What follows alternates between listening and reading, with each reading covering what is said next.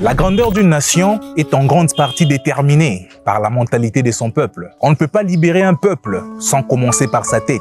Et tant qu'un peuple pense encore avec les chaînes de l'histoire, il marchera toujours les genoux pliés. Cela fait maintenant plusieurs années que la jeunesse congolaise se débat dans un paradoxe perplexe. Une jeunesse pleine de potentiel, mais sans vision. Une jeunesse talentueuse, mais souvent sans discipline. Une jeunesse nombreuse, mais désorientée. Et pourquoi?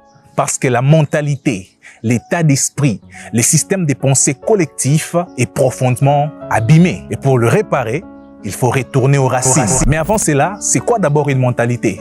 Une mentalité, c'est l'ensemble des pensées, d'habitudes, des croyances, d'états d'esprit qui caractérisent un peuple, une région, une ville, une culture ou même une famille. En bref, une mentalité, c'est ta façon de voir les choses. C'est ton état d'esprit de tous les jours. Bref, c'est ta manière de penser. Et dans cette vidéo, je te montre comment les colons ont procédé pour nous construire cette mentalité que nous avons et comment nous devons faire pour en sortir. C'est parti.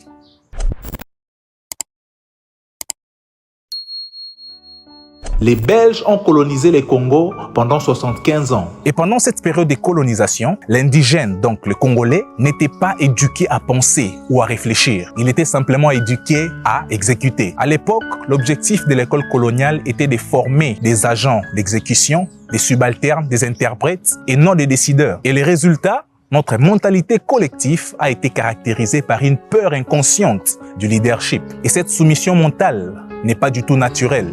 Elle a été construite pour assujettir l'indigène congolais. En bref, ils nous ont mis dans la tête que l'homme noir égale incapable de gouverner, incapable de diriger, et que l'homme blanc était supérieur, donc capable de diriger. Les Belges ont également utilisé les ethnies, les tribus comme outils de séparation et de division. Ils ont encouragé une méfiance tribale pour éviter une cohésion nationale, pour éviter une unité nationale. Et les résultats, jusqu'aujourd'hui, un Congolais de Goma méprise un Congolais de Mbuji-Mayi sans jamais l'avoir vu. Un Congolais du Nord méprise un Congolais du Sud sans jamais l'avoir rencontré. Et cette division nous a suivis jusque dans nos familles, dans nos quartiers, dans nos églises et même dans nos partis politiques. Allons maintenant dans la sphère d'éducation.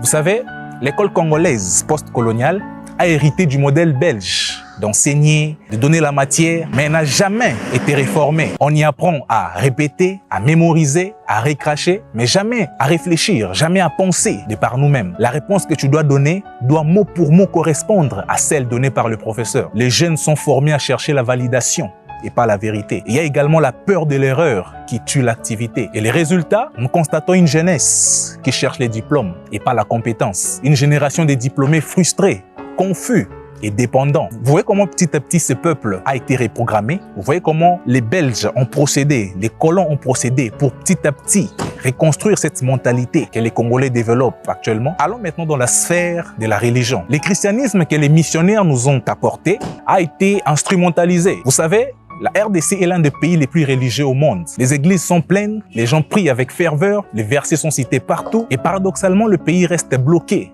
corrompu, pauvre et moralement désorienté. Et les gens se demandent, les gens se posent des questions. Comment un pays aussi religieux que la RDC peut-elle rester, demeurer dans cette souffrance, dans cette pauvreté? Cependant, la réponse est simple, mais dérangeante. Ce n'est pas la religion qui cause problème, mais c'est sa compréhension et son instrumentalisation. Plutôt qu'affronter les problèmes, on prie pour qu'ils disparaissent. Avez-vous déjà entendu des phrases comme « Nzamba kosala », donc Dieu va faire, toute chose concourt au bien de ceux qui aiment Dieu, ou encore c'est un esprit familial, c'est un lien familial. Et les résultats, une foi passive qui paralyse l'action et qui encourage l'attente d'une solution surnaturelle. Écoutez, je suis chrétien, je crois en Dieu, je crois au lien des familles, je crois à la délivrance, je crois à la grandeur de Dieu, je crois à la manière dont Dieu peut utiliser ou peut se manifester dans la vie d'une personne. Cependant, lorsque vous remarquez que plusieurs personnes se servent de cela pour justifier leur inaction et leur irresponsabilité, c'est là que pose problème. Le fait de croire que tout mal vient du diable et que tout bien vient de Dieu,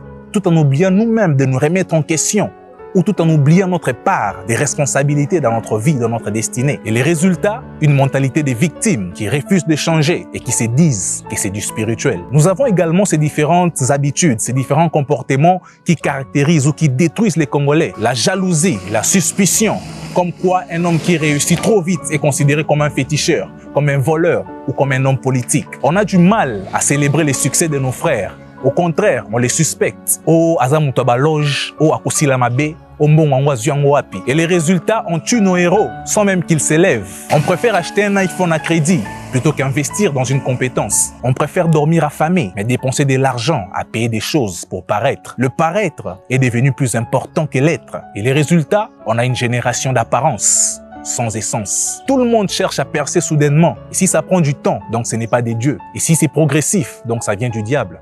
Et les résultats, personne n'est construit lentement. Et plusieurs se posent cette question et se demandent comment se débarrasser de cette mentalité qui gangrène notre pays, qui gangrène notre peuple, qui gangrène nos jeunes. Écoute, les changements dépendent en grande partie de ta prise de conscience. Aussi longtemps que le Congolais ne prendra pas conscience de son état, de sa mentalité, aucun changement ne sera possible, car tout part de là, tout part de la prise de conscience. Mais également, il nous faut des programmes, des médias, des leaders qui sont capables de nous apprendre à penser autrement. Les Congolais doivent également apprendre à revaloriser le travail ainsi que la patience. Ce n'est pas la vitesse ou la précipitation qui compte, mais c'est la direction. Parce que réussir demande souvent du temps et de la persévérance. Les Congolais doivent plus valoriser les compétences que les diplômes symboliques. Toujours chercher à apprendre de nouvelles choses et non à rester figés sur ce que nous avions déjà appris, car le monde évolue. Et ceux qui n'évoluent pas avec le monde risqueront de rester en arrière. Les Congolais doivent également prêcher un Dieu qui bénit le travail,